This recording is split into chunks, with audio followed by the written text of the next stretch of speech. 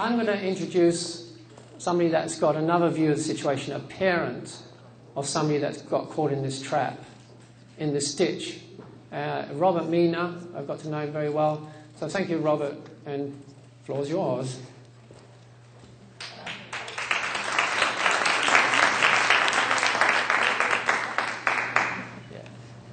Good evening, everyone. I don't see very many familiar faces, but I see some. So I really don't know who's in the school and who's not. But I'm going to kind of talk about something else, how the peripheral effects, in my case, of this particular school affected me personally and my experiences in dealing with the school. I was a colleague of Bodhananda, if some of you know him.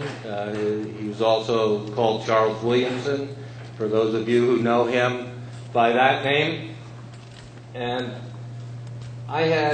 he was previously a member of Rajneesh before he joined RSE.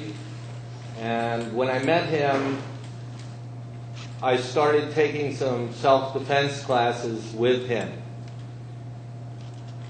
These were classes that I had taken previously with another... Is it on?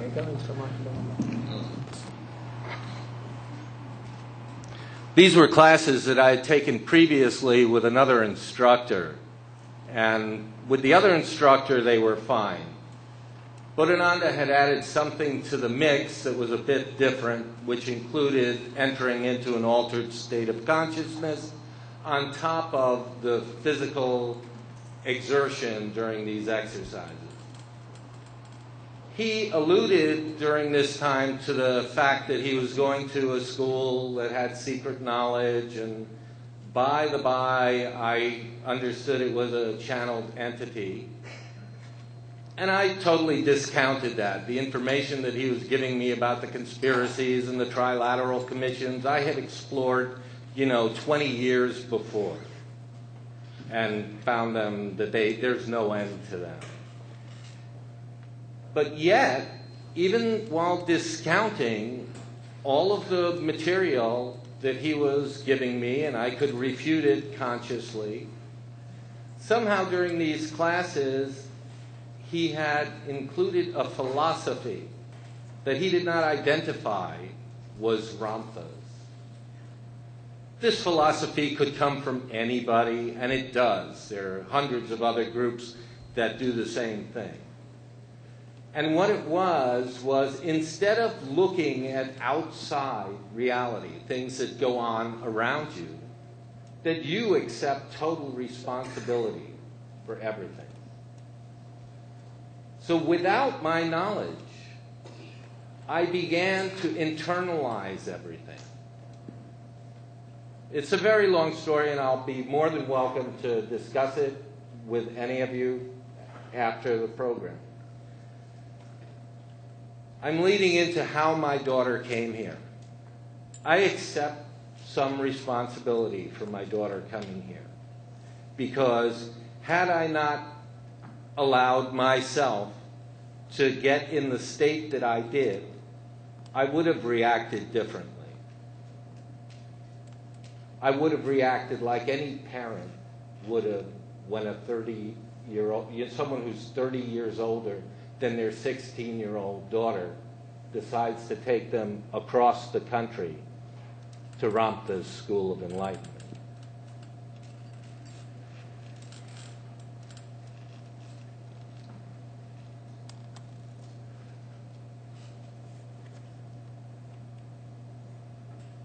It's a little emotional for me to remember those days and that time of her actually leaving. When she actually left was my awakening. I haven't had 18 years that I need to wake up from. I had a matter of a month or 2 months where I woke and understood what was occurring within me. And then I understood that that was what was occurring within her and what was drawing her here. This began a journey of over 10 years.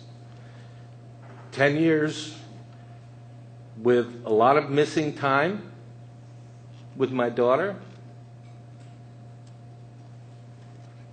and a lot of mistakes on my part. Mistakes in how I dealt with her as a person. And what I'm trying to get to you is that it's not as simple as just there's a cult member and the cult. There's a life outside of that. There are people that get affected outside of that.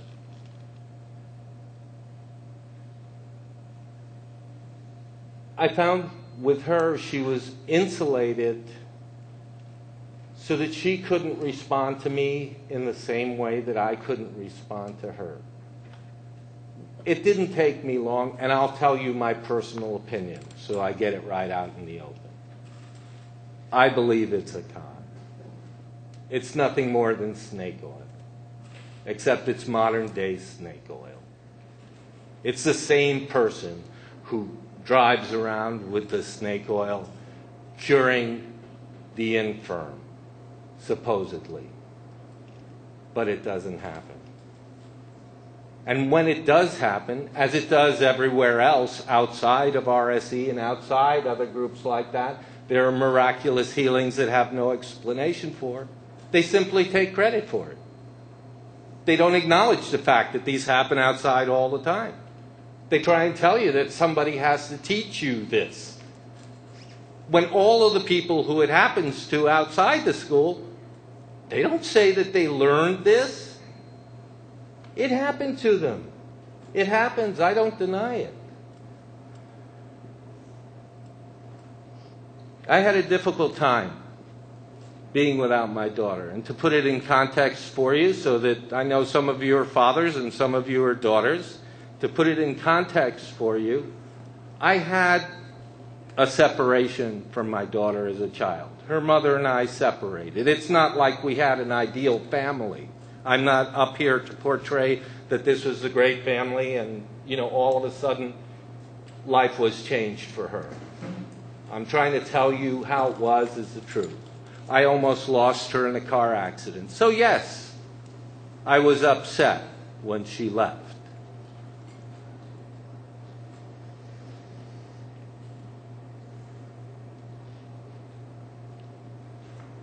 Those years I can't get back. And I made many attempts to try and explain to her, basically, hey, look, you're getting ripped off. And that was my goal. I don't want to see my daughter get ripped off. She could not hear what I was saying. And partially because of the way I was saying it. Not just because she was in a school that was influencing her. Slowly, this works on two people. There's the work on the member, and then there's the reaction on the parent's part. The reaction on the parent's part is normal. I mean, how many parents really want their child to be taught by a 35,000-year-old entity, supposedly, who's telling you that aliens are going to eat you?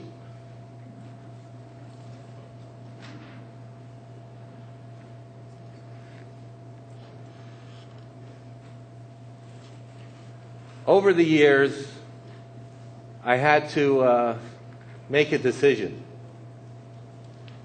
And I tried an exit counseling, as Joe was talking about. As a matter of fact, Joe participated in that exit counseling. And it was not successful. And it was not successful.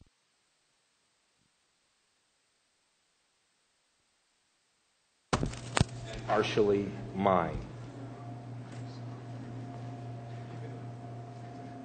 But over the years, at a certain point, I decided that instead of being the person who is going to bring her out of this school, if you want to call it that, or take her out of the snares, of someone who was conning her continually. Because she was unable to entertain the ideas and the information that I might have been able to give her, was no different than if she had run into a tree or a car crash and hurt herself, where her brain was still unable to comprehend that. And I decided just to be her father. And that made a shift in myself where I presented that to her and I said, look, this is it. I know this is what you're involved in. I don't agree with it. But I don't care what little bit of relationship I can have with you. That's what I would like. And eventually we began a relationship. And of course, during that time, there was a little bit of, still trying to talk her out of it, and her equally trying to talk me into it.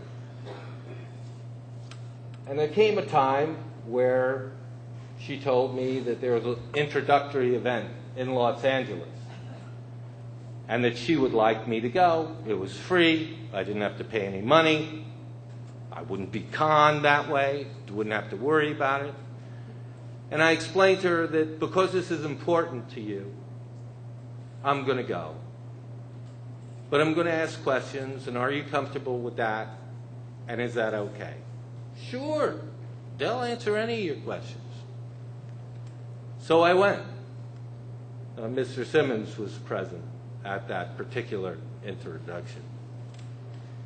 I went and I heard several people speaking about RSE and what they had benefited from, kind of similar to a lot of other meetings that I've gone to, just in researching the different groups.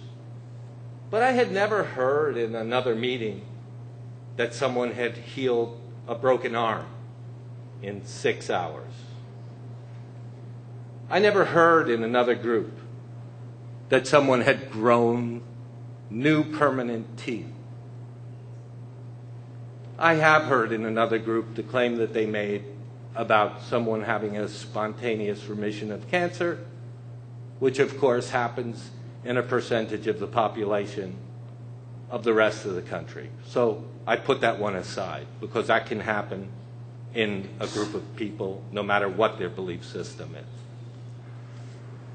These claims were backed up with the claim that they had medical documentation of all of this.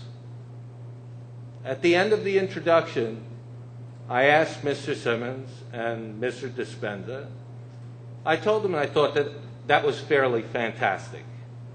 And if this was really happening, that I could kind of get behind it. But I would like to see the documentation. And I was told that it would be made available to me. And I believed them.